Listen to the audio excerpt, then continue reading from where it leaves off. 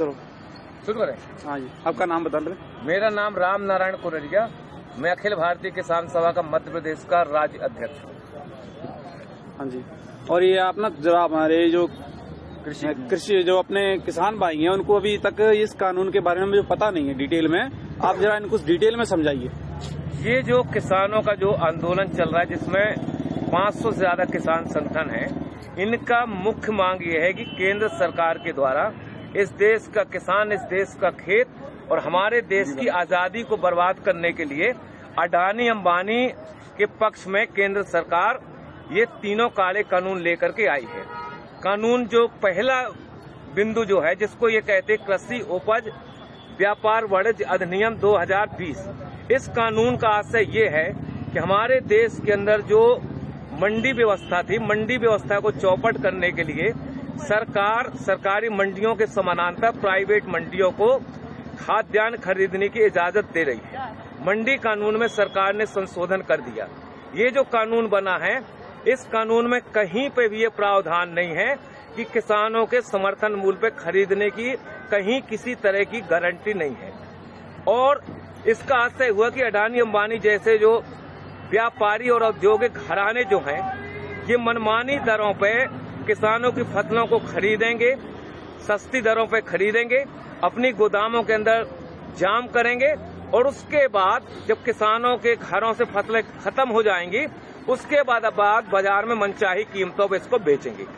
दूसरा कानून जो है, जिस कानून का इन्हें नाम दिया है मूल्यों का आश्वासन, कृषि सेवा सशक्तिकरण संरक्षण, इस कानून का आशय ये है कि हमारे देश के अंदर जो किसान हैं और किसानों का देसी और विदेशी जो कंपनियां हैं, अडानी अंबानी, किर्लोस्कर, टाटा, बिड़ला, डालमिया, चरतराम, भरतराम, किर्लोस्कर जैसे जो देसी और विदेशी कंपनियां जो हैं, ये विदेशी देसी कंपनियां किसानों के साथ 10 साल का अनुबंध करेंगी और अनुबंध होने के बाद कंपनी तय करेंगी कि हमारे खेत में कौन सा बीज बोया जाएगा। बीज के साथ ये तय करेंगे कि बीज के साथ कौन सा खाद डालना है, कौन सी कीटनाशक दवा डालना है, और उसके बाद किसान अपने खेत में बीज बोने के लिए स्वतंत्र नहीं होगा। दूसरा खतरा जो इस कानून में है, वो खतरा ये है कि किसानों का कंपनियों के साथ जो अनुबंध होगा मूल्य के सवाल को लेकर के, अगर बाजार में अनुबंध से ज्यादा अगर कीमत है, उसका लाभ किसानों को नहीं मिलेगा। अगर अनुबंध के आधार पर बाजार में कीमत अगर गिर गई तो कंपनी गिरी हुई कीमत पे किसानों का भुगतान करेगी। अगर मान लो किसान अपने खेतों में जो फसल पैदा किया, कभी प्राकृतिक आपदा आ गई, ओला पड़ गया, पाला पड़ गया, कभी अति वर्षा हो गई, अगर फसल में कोई आंशिक क्षति गुणवत्ता के सवाल पे कंपनी हमारे माल को रिजेक्ट कर सकती है, खरीदने के लिए कंपनी बाध्य नहीं होगी। इसमें सबसे खतरनाक पहलू जो है, पहलू ये है कि अगर कंपनी हमारा अनाज नहीं खरीद रही है, रिजेक्ट कर रही है, अगर किसान दोबारा उस अनाज को दूसरों को अगर बेचना चाहे तो इस कानून में प्रावधान है कि आप इस समझौते का उल्लंघन करके दूसरे को आप नहीं बेच सकते हैं। इस कानून में सबसे खतरनाक पहलू जो है कि ये न्यायालयीन प्रक्रिया से बाहर कर दिया गया है। एसडीएम कलेक्टर जो है इसका निराकरण करेगा, केंद्र सरकार का प्रतिनिधि निराकरण करेगा।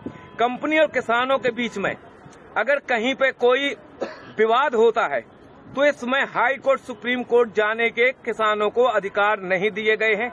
और हम और आप ये जानते हैं कि एसडीएम और कलेक्टर जो है ये राज्य और केंद्र सरकार के प्रतिनिधि होंगे। कंपनी के बड़े बड़े वकील पैरवी करेंगे और किसान के पास इतनी ताकत नहीं, इतना पैसा नहीं है कि उन वकीलों का मुकाबला कर सके और आखिरी में किसान के खिलाफ ही फैसला होगा। इसलिए ये कानून ठेका खेती वाला जो कानून है, खतरनाक कानून है। इस कानून से हमारे देश की खाद्यान्न सुरक्षा खतरे में पड़ेगी। हमारे कंपनियों को अगर ये लगता है कि दुनिया के देशों में कौन सी चीज की जरूरत है, अगर उनको लगता है कि रतन जोत पैदा करना है, उनको लगता है मशरूम की खेती करना है, तो आज हमारे देश का किसान अपने खेतों में जो धान पैदा कर रहा है, गेहूं पैदा कर रहा है, कंपनी उनको मजबूर करेंगी रतन जोत और मशरूम की खेती करने के लिए, क्योंकि बीज वो देंगी। हम लोगों ने देखा हिंदुस्तान के जब ईस्ट इंडिया कंपनी का कब्जा था। ये जो बंगाल था, जब हिंदुस्तान और पाकिस्तान नहीं बना था, बांग्लादेश नहीं बना था, उस समय ईस्ट इंडिया कंपनी ने वहां के किसानों को बाध्य किया था नील खेती करने के लिए।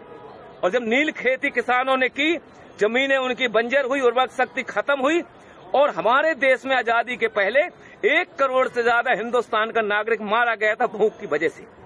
तीसरा कानून जो है, तीसरा कानून का नाम यह है कि अति आवश्यक वस्तु अधिनियम 2020 संशोधन कर दिया।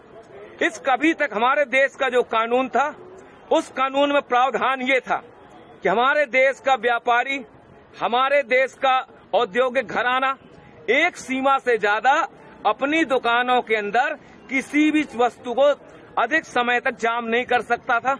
इसमें कानून बना हुआ था। अब सरकार ने फैसला किया है, हिंदुस्तान के खेत में जो हम पैदा करते हैं, गेहूं, चना, अलसी, मसूर, बटरी, दलहन, तिलहन, शक्कर और सब्जी और फल, इनको आवश्यक वस्तु अधिनियम की परिधि से बाहर कर दिया गया है। व्यापारियों को खुली इजाजत दे दी गई है, जितना चाहो आप खरीद लो, खरीदने के बाद अपनी गोदामों में ताला डाल दो, बाजार के अंदर संकट पैदा कर दो, बाजार के अंदर हाहाकार मच जाए, रोटी के लिए जनता तरसने लगेगी। उसके बाद ये मनचाही कीमतों पे गोदाम के माल को बाहर निकालेंगे और मनचाही कीमतों पे हमारे देश के अंदर जमाखोरी, मुनाफाखोरी बढ़ेगी। इसलिए ये कानून हिंदुस्तान के किसानों के भर पक्ष में नहीं है, ये कानून इस देश की जनता के पक्ष में भी नहीं है। जनता के पक्ष में इस हिसाब से नहीं है कि खेत का अनुबंध कंपनी के साथ होगा, हमारे खेतों में जो पैदावारी होगी वो गोदामों के अंदर चली जाएगी। उसके बाद हमारे देश का जो पूंजीपति है, अगर उसको लगता है कि दुनिया के अंदर फलानी चीज की जरूरत है, तो हिंदुस्तान की जनता को देने की बजाय मुनाफा के लालच में दुनिया के दूसरे देशों के अंदर निर्यात करेगा। हिंदुस्तान के अंदर आने वाले समय में खाद्यान्न संकट पैदा होगा। ये इस कानून की वजह से हिंदुस्तान की जो आबादी है, 40% लोग जो राशन की दुकानों से 2 रुपया 5 रुपया किलो का जो अनाज लेते हैं, जब सरकार खरीदी नहीं करेगी, सार्वजनिक राशन प्रणाली की दुकानें बंद हो जाएंगी, FCI की गोदामें बंद हो जाएंगी, वेयर हाउस बंद हो जाएंगे। और ये जो कानून है, ये कानून हिंदुस्तान की सरकार ने अडानी अंबानी जैसे जो पूंजीपति हैं, अमेरिका जैसे जो साम्राज्यवाद है, उनके दबाव में आकर के हिंदुस्तान की खेती, हिंदुस्तान के किसानों को बर्बाद करने के लिए ये काला कानून लेकर के आई है। हिंदुस्तान का किसान 22 दिन से आज दिल्ली के 5 जो बॉर्डर हैं, इन बॉर्डरों में कफन बांध के किसान यहाँ बैठा है कि मोदी सरकार इन कानूनों को वापस ले। जब तक ये कानून वापस नहीं होंगे, हिंदुस्तान का किसान अपनी इस आंदोलन को आगे बढ़ाता रहेगा। हमारी सिर्फ यही मांग है, सरकार ये कह रही है कि हम संशोधन करने के लिए तैयार हैं। हमको और आपको मालूम है कि हमारे देश के अंदर संविधान बनने के बाद कितने संशोधन नहीं हो गए। अगर एक कानून बन गया, कानून में ने मान लो गारंटी भी लिख दी, लेकिन जब चाहेगी सरकार उनमें संशोधन कर सकती है।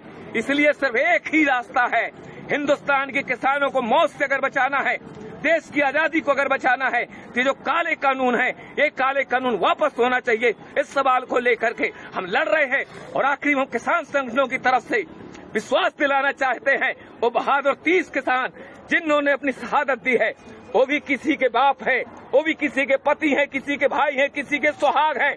ये मोदी सरकार, ये नरेंद्र मोदी की सरकार 30 किसानों की शहादत के नाम पर एक शब्द बोलने के लिए तैयार नहीं है। ऐसी सरकार को हिंदुस्तान की सत्ता में रहने का कोई हक नहीं है। हम किसान भाइयों से गुजारिश करना चाहते हैं, ईंट का जवाब पत्थर से दो, किसान को बचाओ, देश को बचाओ, यही हमारे आंदोलन का मकसद है। जय जवान जय किसान।